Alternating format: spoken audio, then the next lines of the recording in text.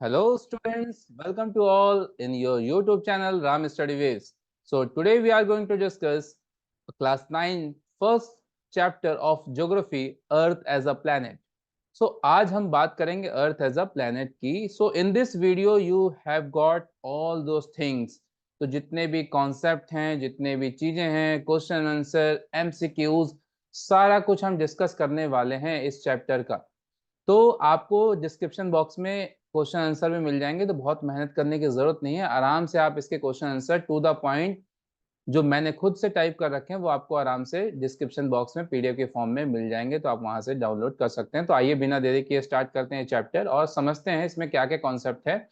क्योंकि केवल नोट्स लेना बहुत बड़ी बात नहीं है, वो तो बुक में भी मिल जाता है, बट जो जरूरी चीज है वो है अंडरस्टैंडिंग लेवल, कि आप कितना समझ पाते हैं. तो चीजों को समझना बहुत जरूरी है. जब आप एक बार चीज को समझ जाते हैं तो आप अपने से भी लिख सकते हो. ठीक है, तो that's the best method to increase your understanding level. Okay, now earth as a planet, so we know that earth is our planet. ठीक है, तो अर्थ क्या है? एक प्लेनेट है in our solar system. So in our solar system there are 8 planets और उनमें से अर्थ क्या है? अपना प्लेनेट है. तो आइए उसके बारे में कुछ फैक्ट जान लेते हैं कि earth is our home planet and the third planet in our solar system. ठीक है, so as per the sequence बीच में है आपका सन, उसके चारों तरफ जो आपके प्लेनेट हैं 8 प्लैनेट्स, उसमें जो तीसरे नंबर पे है वो भाई अर्थ है अपना. ठीक है, फर्स्ट पे कौन है? तो मरकरी, वीनस, देन अर्थ. ठीक है, तो थर्ड नंबर पे है अर्थ. तो ये सीक्वेंस भी आप याद रखेंगे, एमसीक्यू में पूछ देता है. ठीक है, fifth largest planet in our solar system. तो आउट ऑफ 8, 8 है यहाँ पे, और 8 में से जो पांचवा सबसे बड़ा सोलर सिस्टम है वो कौन है? अर्थ है. Earth is only planet that support life in our solar system. तो हमारे सोलर सिस्टम में ऐसा नहीं है कि पूरे यूनिवर्स में, वो में भी बहुत सारे यूनिवर्स में बहुत सारे ऐसे प्लैनेट हो जहाँ पे लाइफ पॉसिबल हो जिसको हम ना जानते हो, लेकिन हमारे सोलर सिस्टम में सन प्लस 8 प्लैनेट, उसमें से केवल अर्थ ही एक ऐसी है जो लाइफ को सपोर्ट करती है. So in this chapter we will discuss about कि कौन कौन सी चीजें हैं जो लाइफ को सपोर्ट करती हैं. So earth is called watery planet because it is covered by 70% water. तो अर्थ के 70% हिस्से पे पानी है, इसलिए इसको किस नाम से जानते हैं भाई? वाटरी प्लैनेट के भी नाम से जानते हैं, और इसको ब्लू प्लैनेट भी बोलते हैं क्योंकि ये स्काई से कैसा दिखता है? ब्लू दिखता है. तो ये सारे कुछ फैक्ट आपको याद रखने. So let us discuss about planet in our solar system. तो सोलर सिस्टम की हम बात कर लें जरा सी. ठीक है, तो planet in our solar system, so you have to learn the sequence also. First is Mercury, second one is Venus, third is Earth, fourth is Mars, Jupiter, Saturn, Uranus and Neptune. ठीक है, तो जो अर्थ है वो कौन से number पे भाई? थर्ड नंबर पे, और यही है जो लाइफ को सपोर्ट करती है. तो इसी के बारे में हमको इस चैप्टर में जानना है. अब बात कर लेते हैं शेप ऑफ अर्थ की. सो शेप ऑफ अर्थ हम बचपन से पढ़ते आ रहे हैं कि अर्थ की शेप कैसी है भाई? गोल है, यानी स्फेयर, स्फेरिकल शेप है.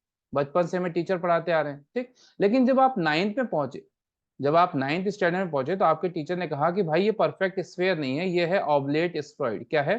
ऑब्लेट, ऑब्लेट स्फेरॉइड है. ठीक है, तो आप नाइन्थ पे पहुंचे तो आपको टीचर ने बताया कि ऑब्लेट स्फेरॉइड है. इट मींस कि ये पोल के पास क्या है? थोड़ी सी दबी हुई है. पोल के पास दबी हुई है, परफेक्ट स्फेयर नहीं है. ठीक है, तो इस कैसी शेप है? Oblate spheroid. It doesn't mean कि अब तुमको लग रहा होगा यार बचपन में तो टीचर ने गलत पढ़ाया. ऐसा नहीं है, बिकॉज कि बचपन में जो आपकी अंडरस्टैंडिंग लेवल है वो इसी पे है कि भाई बचपन में बच्चा केवल क्या समझता है कि सर्कल है, ट्राइंगल है, स्क्वायर है, रेक्टेंगल है.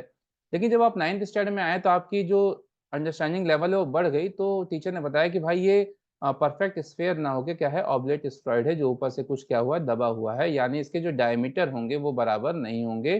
ठीक है, वो अब बाद में आगे हम बात करने वाले. तो शेप की जो अर्थ है स्फेरिकल शेप है, और अगर रियल शेप की बात करें तो वो है ऑब्लेट स्फेरॉइड और जियोइड. ओके, ऑब्लेट स्फेरॉइड और जियोइड शेप की ये रियल इसकी शेप है, यानी जियोइड भी बोलते हैं और ऑब्लेट स्फेरॉइड भी बोलते हैं. अब आइए जान लेते हैं कि इसके क्या क्या प्रूफ हैं कि अर्थ स्फेरिकल शेप की है. ठीक है, तो अर्थ स्फेरिकल शेप की है तो इसके कुछ प्रूफ भी होंगे कि कैसे हमें पता चला कि अर्थ स्फेरिकल है, और फिर उसके बाद में किसने बताया कि अर्थ जो है वो परफेक्ट स्फेयर नहीं है, ऑब्लेट स्फेरॉइड है. तो अगर हम स्फेरिकल की बात करें, स्फेरिकल के क्या क्या प्रूफ हैं, तो जो सबसे पहला प्रूफ है वो बेडफोर्ड लेवल एक्सपेरिमेंट है. ठीक है, तो एक इंग्लैंड में है ना, बेडफोर्ड कैनाल के पास, इंग्लैंड में एक कैनाल एरिया के पास एक एक्सपेरिमेंट किया गया, ठीक है, एक जियोलॉजिस्ट द्वारा एक्सपेरिमेंट किया गया जिसको बोला गया बेडफोर्ड लेवल एक्सपेरिमेंट। इस एक्सपेरिमेंट ने, उस जियोलॉजिस्ट ने 3 पोल्स लिए, ठीक है, ही टेकन 3 पोल्स और उसको 5 किलोमीटर के गैप पे प्लेस कर दिया। तो दो दो केस बनते हैं, या तो अगर धरती बराबर होगी तो वो जो लेवल होगा इस पोल का वो क्या होगा, सेम होगा। अगर सरफेस बराबर है तो लेवल क्या होगा, सेम होगा। लेकिन ऐसा नहीं हुआ क्योंकि अर्थ का सरफेस तो बराबर नहीं है, वो कर्व सरफेस की है। तो जब उन्होंने प्लेस करा 3, है ना, तो जब उन्होंने 5 किलोमीटर के रेंज पे प्लेस किया इसको, तो क्या हुआ, जो इसका लेवल है वो बराबर नहीं आया। तो लेवल बराबर नहीं आया, इट मीन्स कि उन्होंने ये बताया कि अर्थ का लेवल जो है वो बराबर नहीं है। It means it has curve, it has curve, ठीक है। तो कर्व है, and curve always make a sphere. जहां भी कर्व होगा वो क्या बनाएगा भाई, स्फेयर बनाएगा। यानी लाइन सीधी है तब तो कहीं नहीं मिलेगी, लेकिन लाइन में जरा सा भी कर्व है तो वो आगे जाके कहीं ना कहीं वो क्या होने वाली है, मिलने वाली है। तो बेडफोर्ड लेवल एक्सपेरिमेंट प्रूव करता है कि अर्थ की शेप कैसी है, स्फेरिकल। तो अभी हम इसके केवल स्फेरिकल की बात करें, अभी उसकी बात नहीं कर रहे कि ऑब्लेट स्फेरॉइड है कि क्या है। नाउ सेकंड प्रूफ इज, ठीक है, होप आपको ये चीजें समझ में आ रही होंगी, और चीजें समझ में आ रही हैं तो प्लीज वीडियो को लाइक और शेयर जरूर करें अपने दोस्तों के साथ भी, जिससे कि उनको भी फायदा हो। और क्वेश्चन आंसर इस पूरे चैप्टर के टाइप फॉर्म में मैं डिस्क्रिप्शन बॉक्स में आपको लिंक प्रोवाइड करा दूंगा, वहां से आप आसानी से डाउनलोड कर सकते हैं और प्रिंट आउट भी निकाल सकते हैं, कोई प्रॉब्लम वाली बात नहीं है। और एमसीक्यूज वगैरह मैं नेक्स्ट वीडियोज में, एमसीक्यू के वीडियो में आपको सॉल्व कराऊंगा, क्योंकि इस बार एग्जाम में आपके 10 एमसीक्यूज भी आने वाले हैं 9th के हाफ ईयरली और एनुअल एग्जाम में, ठीक है। तो एमसीक्यू भी बहुत इंपॉर्टेंट हो जाता है आपके लिए। Now next is sighting of a ship. अब साइटिंग ऑफ अ शिप कैसे पता चलेगा? So suppose you are standing on sea shore area, समुद्र के किनारे खड़े हैं, ये मान लो सी है, ठीक है, आप यहाँ पे समुद्र के किनारे खड़े हैं, and you see incoming seas towards you. तो बहुत दूर से एक शिप आ रही है, ठीक है, एक शिप आ रही है आपकी तरफ, and you stand on sea shore area and you are only able to see their mast area, ठीक है। तो जो ऊपर झंडा लगा है, जो मास्ट है ना, वो आप देख पाते हैं दूर से। So when it comes near by you, so धीरे धीरे वो आपके पास आती है, तो you are able to see their body also, है ना। तो पूरी शिप दिखने लगती है, फिर और बाद में आते आते आपको पूरी शिप दिखेगी।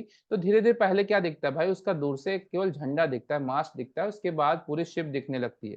सो ये भी प्रूव करता है कि जब आप सी के किनारे खड़े हैं और बहुत दूर से कोई शिप आ रही है, तो इस बात का प्रूफ है कि वो क्या है, कर्व है, बिकॉज कि आप पहले केवल उसका झंडा देख पा रहे थे। अगर ऐसा नहीं होता, अगर लेवल बराबर होता तो शिप कहीं भी रहती तो आप पूरी शिप देख पाते, आपको पूरी शिप दिखाई देती, भले वो छोटी दिखाई दे, ठीक है, और पास आए तो बड़ी दिखाई दे, वो अलग बात है, लेकिन आप पूरी शिप देख पाते चाहे दूर से या पास से। लेकिन ऐसा नहीं होता है, जब दूर से शिप आती है तो उस पर केवल मास्ट दिखाई देता है। तो ये भी याद रखना है भाई, मास्ट जो शिप का सबसे अपर पार्ट को क्या बोलते हैं, मास्ट बोलते हैं, और वही दिखाई देता है। तो ये भी बहुत इंपॉर्टेंट है एमसीक्यू के पॉइंट ऑफ व्यू से। चलिए, जब भी हम एमसीक्यू सॉल्व करेंगे तो उसमें आप ये सारे आंसर बताएंगे, ठीक है, मुझसे पहले। Now next is pole star. तो पोल स्टार कैसे प्रूव करता है भाई? तो पोल स्टार क्या है? तो pole star is the star which sees from the pole at 90 degree. तो 90 डिग्री से, नॉर्थ पोल से 90 डिग्री पे जो स्टार दिखाई देता है उसको हम बोलते हैं पोल स्टार, ठीक है। अब ये पोल स्टार है, वो यहाँ से 90 डिग्री पे दिखाई दे रहा है, लेकिन इक्वेटर से कहाँ पे दिखाई देगा भाई, 0 डिग्री पे दिखाई देगा। इट मीन्स कि अगर बराबर होता, तो अगर अर्थ बराबर होती तो कोई भी स्टार यहाँ पे है और मान लो यहाँ से 90 डिग्री दिखाई देता, यहाँ से भी कितना दिखाई देगा, 90 दिखाई देगा। लेकिन ऐसा नहीं होता है, तो इट मीन्स इट प्रूव कि इक्वेटर और पोल के बीच में क्या है, कर्व है, और कहीं भी अगर कर्व है तो वो कर्व क्या होगा, कर्व होगा, curve make a sphere. Hope आपको चीजें समझ में आ रही होंगी, ठीक है, क्योंकि ये जो नोट्स वगैरह है ना वो तो ऑलरेडी आपके बुक्स में भी है, लेकिन हम समझ नहीं पाते कि पूछ क्या रहा है, कहना क्या चाहता है। सो इसलिए इस वीडियो में आपको बिल्कुल बारीक तरीके से मैं इस चीज समझा रहा हूँ कि ये सारी चीजें हैं क्या, ठीक है, it's important thing. So pole star is the star which sees at 90 degree from the north pole. तो यहाँ से अलग अलग जगह से इसके जो एंगल्स है वो अलग अलग हैं। It means it proves that it is in curve shape. Clear? Now lunar Eclipse, next proof is lunar Eclipse. तो लूनर इक्लिप्स क्या है? तो आपने बहुत सुना होगा भाई ग्रहण के बारे में, है ना? Do know about lunar Eclipse? तो लूनर इक्लिप्स क्या है? ग्रहण। तो लूनर इक्लिप्स मीन्स कि चंद्र ग्रहण, यानी अर्थ, चांद और सूरज के बीच में क्या आ जाए? अर्थ आ जाए। ठीक है, उसको बोलते हैं लूनर इक्लिप्स। यानी चंद्र पे क्या लग गया? ग्रहण लग गया। ठीक है, सोलर इक्लिप्स मतलब सूरज पे ग्रहण लग गया। तो जो अर्थ की, जब अर्थ आ जाती है बीच में, ठीक है, तो जब अर्थ, जो मून पे जो अर्थ की शेडो बनती है वो कैसी बनती है भाई? गोल बनती है। कैसी बनती है? गोल बनती है। तो ये इस बात का प्रूफ है कि अर्थ क्या है? स्फेरिकल है। बिकॉज कि अगर शेडो बन रही है गोल, शेडो सर्कल है, तो उसकी बॉडी पे क्या होगी? सर्कुलर सर्कुलर शेप की होगी। So lunar eclipse also prove that earth is in spherical shape. Clear? What about circular horizon? So circular horizon means the view at height. तो circular horizon means view at height, यानी किसी भी चीज को height से देखना, that is a circular horizon when the body is in circular shape. तो जैसे अर्थ है, तो अर्थ को अगर हम यहाँ से यहाँ खड़े होकर देख रहे हैं तो हमें बराबर दिखाई दे रही है। जब आप अगल बगल अपने देखेंगे तो आपको नहीं पता चलेगा कर्व है। लेकिन जैसे जैसे आप हाइट पे जाएंगे, हाइट के पॉइंट ऑफ व्यू से देखेंगे, तो आप जो व्यू देखने का जो होगा वो आपका कुछ दूरी तक हो जाएगा। फिर और ऊपर जाओगे तो और ये तक दिखने लगेगा। तो जैसे जैसे आप ऊपर जाएंगे वैसे वैसे ये क्या दिखने लगेगा भाई? कर्व शेप की दिखने लगेगी। That is known as circular horizon. Means when we see the earth surface at a height, that is a circular horizon. और इसमें क्या दिखाई देता है? साफ साफ आपको कर्व पता चलता है। ठीक है, सरकम नेविगेशन की बात कर लें तो भाई एक शिप थी विक्टोरिया नाम की, है ना? तो विक्टोरिया शिप लेके मैगलन, आप पूरे विश्व का एक भ्रमण करके आए थे, समुद्री यात्रा करके आए थे, पूरा गोल, है ना? स्पेन से स्टार्ट की थी और फिर वो कुछ महीनों बाद फिर से वहीं पे आ गए। तो ये इस बात का प्रूफ है कि वो कहीं गिरे नहीं। अगर बराबर होती तो डेफिनेटली वो गिर जाते, लेकिन वो स्फेयर है तो वो पूरी समुद्र यात्रा करके वहीं पे आ गए। तो ये इस बात का प्रूफ है कि अर्थ क्या है? स्फेरिकल। ठीक है, so these are the proof and examination in examination point of view. तो 2 या 3 नंबर के क्वेश्चन मैक्सिमम आते हैं आपके। ठीक है, यानी एक क्वेश्चन 2 से या 3 से ज्यादा का नहीं आता। तो यू हैव टू राइट, मान लो सपोज आ गया कि just proof that earth is in spherical shape, you have to write 2 और 3 इनफ, है ना? 2 और 3 पॉइंट आर इनफ। तो इनमें से कोई भी 2-3 पॉइंट आप चुन सकते हो। Sunrise and sunset, sunrise and sunset, how sunrise and sunset prove that earth is in circular shape? तो सनराइज और सनसेट क्या है भाई? कि earth move from west to east. तो हम जानते हैं कि अर्थ कहाँ से घूमती है भाई? वेस्ट टू ईस्ट, यानी एंटी क्लॉकवाइज अर्थ की रोटेशन है। ठीक है, एंटी क्लॉकवाइज सन के चारों तरफ घूमती है, वेस्ट टू ईस्ट। अब यहाँ पे क्या होता है? सनराइज जो होता है, ठीक है, तो सन, we assume we assume that sun rises from the east and sunset from the west। तो ईस्ट से उगता है और वेस्ट में डूबता है, ऐसा हमको लगता है, लेकिन ऐसा होता नहीं है। धरती घूमती है वेस्ट टू ईस्ट की तरफ, जिससे हमें ऐसा लगता है कि अर्थ जो है वो, यानी जो सूरज है वो ईस्ट से उग रहा है और वेस्ट में क्या हो रहा है? डूब रहा है। ठीक है, ऐसा होता नहीं। तो जब सनराइज और सनसेट होता है तो sunrise and sunset is different at different places. So sunrise at different places at different time, यानी अगर बराबर होती तो सनराइज और सनसेट सभी प्लेस पे एक बराबर होता। लेकिन ऐसा नहीं है, कर्व शेप होने की वजह से ही जो सनराइज और सनसेट है वो अलग अलग प्लेस पे अलग अलग टाइम पे हो रहा है। So sunrise and sunset also prove that Earth is in circular shape because sunrise and sunset, the timing of sunrise and sunset at different places is different। ठीक है, सो होप आपको ये चीज समझ में आ गई होगी कि क्या क्या प्रूफ है कि अर्थ जो है वो स्फेरिकल है। Now let us discuss about earth and oblate asteroid. तो अर्थ जो है वो परफेक्ट स्फेयर नहीं है, earth is not perfect spherical. तो अर्थ जो है वो ऑब्लेट एस्ट्रॉइड है। क्या है? Oblate asteroid. ठीक है, ऑब्लेट स्फेरॉइड का मतलब अर्थ जो है पोल पे थोड़ी सी दबी हुई है। इट मींस कि diameter of equator and pole varies. ठीक है, ये दोनों बराबर नहीं है। अगर परफेक्ट स्फेयर होती तो बराबर होता। तो ये है जो डायमीटर पे है 12,756। ठीक है, और यहाँ पे है 12,714। ठीक, तो 12,714 kilometre at pole and 12,756 kilometer at equator. And what is the difference between these two? So difference is 42 kilometre, यानी 42 किलोमीटर का डिफरेंस है, इसलिए कहा जाता है कि अर्थ परफेक्ट स्फीयर नहीं है, ऊपर से क्या है, दबी हुई है। ठीक, ये तो बात हो गई अर्थ के शेप की। होप आपको शेप समझ में आया होगा। ठीक है, और भाई समझ में आ रहा है तो कमेंट बॉक्स में आप बता दीजिए कि हाँ सर हमको ये चीज़ समझ में आ गई, और अगर अच्छे से आ गई हो तो उसका अप्रिशिएशन भी दे दीजिए कि कम से कम हमें हमारा जो मोरल है वो बढ़ता रहे और नई नई वीडियोस बना के लेके आए आपके लिए। Now earth is a home of human kind. अब अर्थ जो है वो हमने जाना कि earth is only the planet that support life because of following reason. So बहुत सारे रीजन हैं उसके जो अर्थ सपोर्ट करती है। सो ऐसे भी क्वेश्चन आ सकते हैं कि जस्ट डिस्क्राइब 2 और 3 reason that earth support life, है ना, इस तरह के क्वेश्चन आपके एग्जाम में देखने को मिल सकते हैं। So first reason is distance from the sun. तो अगर हम सन से डिस्टेंस की बात करें तो अर्थ कौन सी पोजीशन पे भाई, थर्ड पोजीशन पे है। Earth is on third position.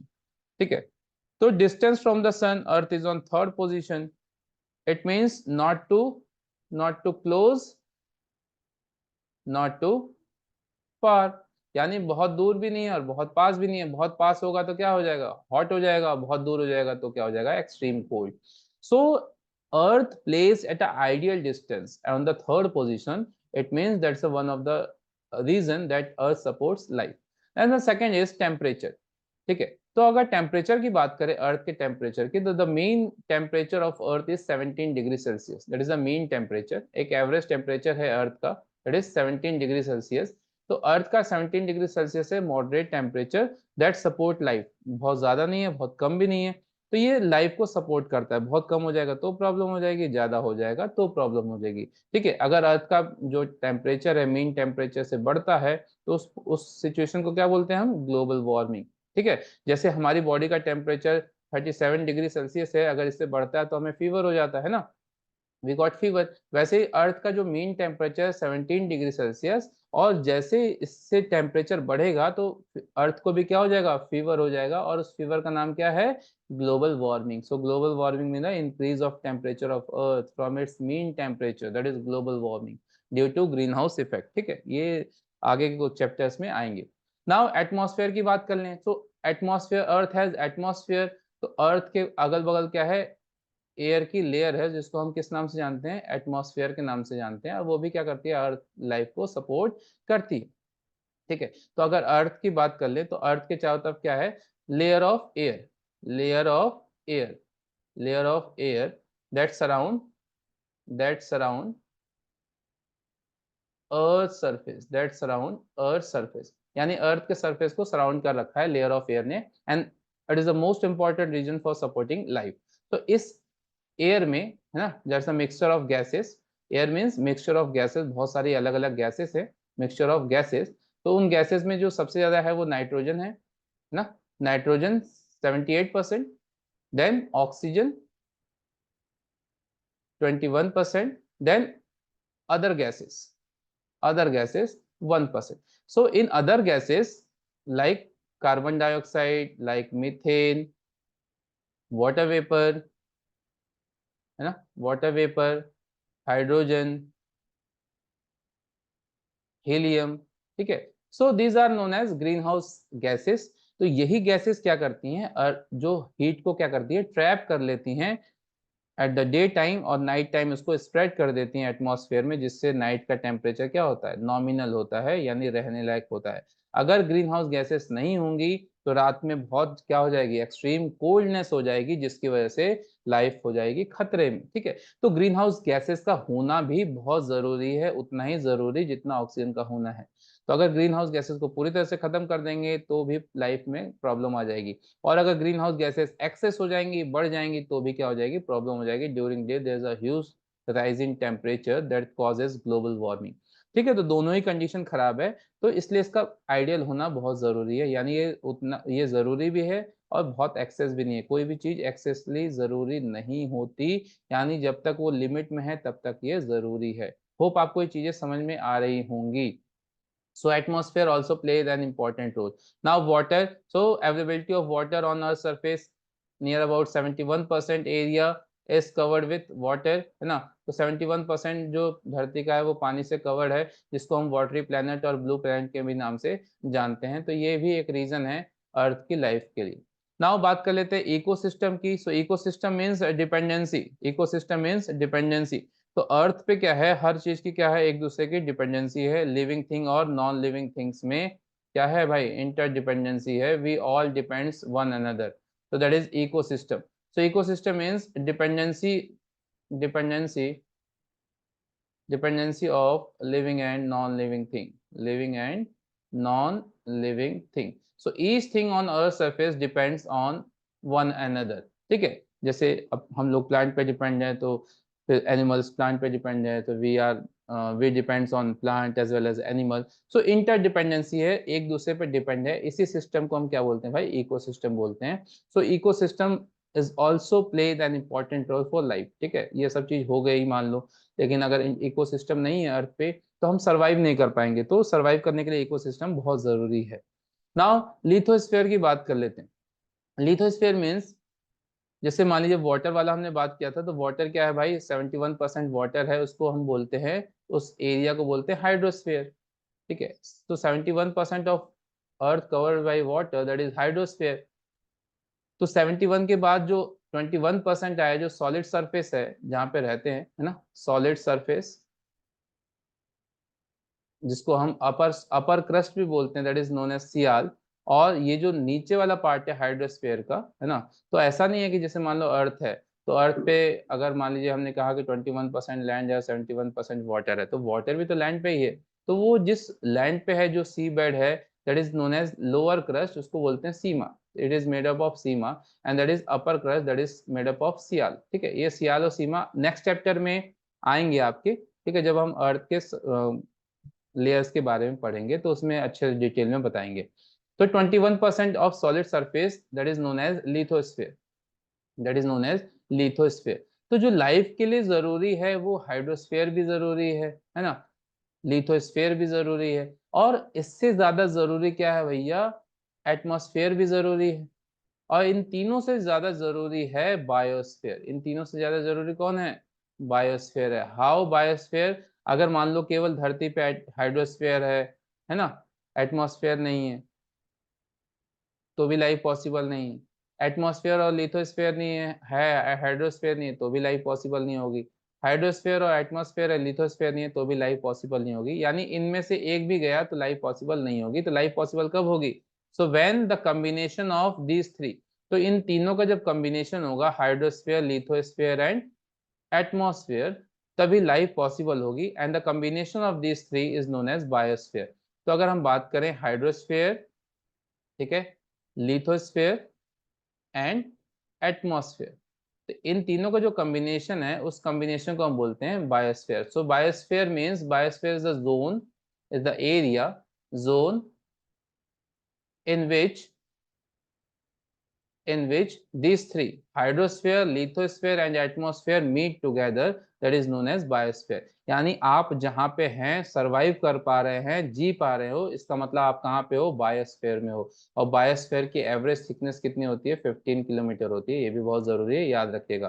तो बायोस्फेयर की एवरेज थिकनेस अर्थ पे कितनी होती है, 15 किलोमीटर। तो अगर आप जहां भी हैं और वीडियो देख पा रहे हैं और जिंदा हैं, ठीक है, तो आप कहाँ पे हैं, बायोस्फीयर में है। तो biosphere is the most important things that support, है ना, अर्थ लाइफ। Okay, clear. होप आपको ये चीजें समझ में आ गई। The last topic of this chapter is, ठीक है, थोड़ी वीडियो ज्यादा बड़ी हो रही है, लेकिन आप बने रहिए। और एक बार आप 15-20 मिनट 25 मिनट जितने की भी वीडियो हो, उसको एक बार इत्मीनान से देख लेंगे तो चैप्टर समझ में आ जाएगा बिल्कुल क्लियर। ठीक है, तो ये मत सोचना कि यार 20 मिनट हमको लग रहे हैं, बहुत ज्यादा प्रॉब्लम हो रही है। ठीक है, life giving cycle. Next topic is life giving cycle. What is the meaning of cycle? So cycle means the process. Cycle means circular process. Circular process, ऐसा प्रोसेस जो सर्कुलर हो, मीन्स जहां से स्टार्ट हो रहा है कुछ समय बाद आके वहीं पे खत्म हो जाए। यानी एक रेगुलर प्रोसेस है जो चलता रहे। तो circular process that regulate continuously, that regulate continuously. ठीक है। तो कंटिन्यूसली जो रेगुलेट करता है उसको साइकिल बोलते हैं, लाइफ गिविंग साइकिल। तो इसमें है आपका nutrition cycle, carbon cycle, oxygen cycle and nitrogen cycle. So these are the 4 cycle that provides life, that support life on earth surface.